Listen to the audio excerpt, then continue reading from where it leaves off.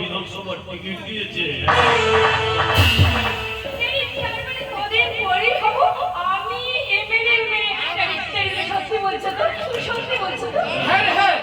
একেবারে ষোলোটা সত্যি।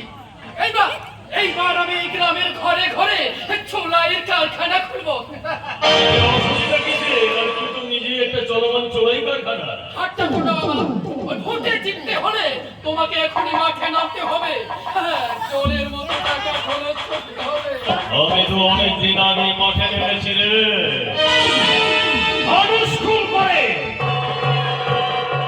নিজের বাবাকে পাতাল ঘরে বন্দি রেখে আইনকে ফাঁকি দিয়ে আমি এই ঘরে একটা গুপ্ত ফল খুলে রেখেছি।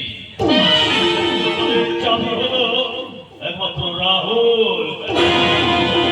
কিন্তু এক মাস হলো রাহুল কলকাতায় গিয়ে যে খাপটি মেরে বসে আছে সে খবর তুমি রাখো। রাখি রাখি রাখি। হয়তো আমার কেমন কেমন লাগছে, সুন্দর লাগছে। যে ছেলে আমার ঘরে তো একবার হাঁটে না, সে এক বছর কলকাতায় গিয়ে বসে আছে। আর তুমি তো টাকা দিয়ে কলকাতায় ঘুরতে ঘুরতে পাঠাতে। হ্যাঁ, পাঠাতাম পাঠাতাম।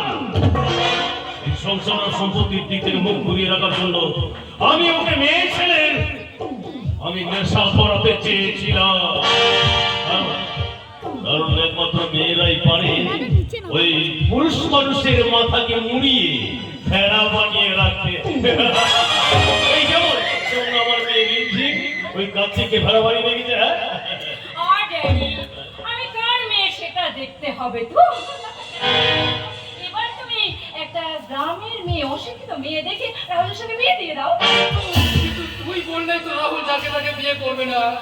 হাই কালিদা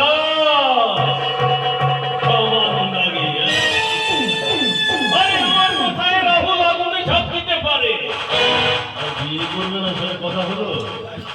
আর তাই তো আমি দামোদরকে পাঠিয়েছি কলকাতায় তাদের ফিরিয়ে নিয়ে আসার জন্য। আর আমি আপনার কথা মতো রাহুলকে সঙ্গে নিয়ে ফিরে এসেছি। হ্যাঁ, আরে আমরা তিনজনে এক গাড়িতে এলাম। ওরা প্রণাম করতে মন্দিরে গিয়েছে, এক্ষুনি আসবে। ওরা মানে রাহুলের সঙ্গে আটকে আসছে। রাহুলের বিয়ে করা বউ। মেয়েটাকে বিয়ে করবো মানে কাকে? কবে কখন কে বিয়ে করছে? মেয়েটাকে কলকাতার গ্যালাক্সি ক্লাবের নর্তকী অজন্তা।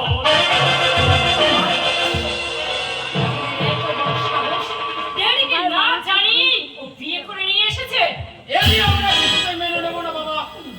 ঠিক বলেছিস ভুবন। অজন্তা লেখাপড়া করে শিক্ষিত মেয়ে। ও যদি এই বাড়ির সবকে ছেড়ে যায় তাহলে আমরা সর্বনাশ হয়ে যাবে। তুই ওকে তাড়িয়ে দে ভুবন, তুই ওকে তাড়িয়ে দে। আরে পাগল নাকি হারামজাদা?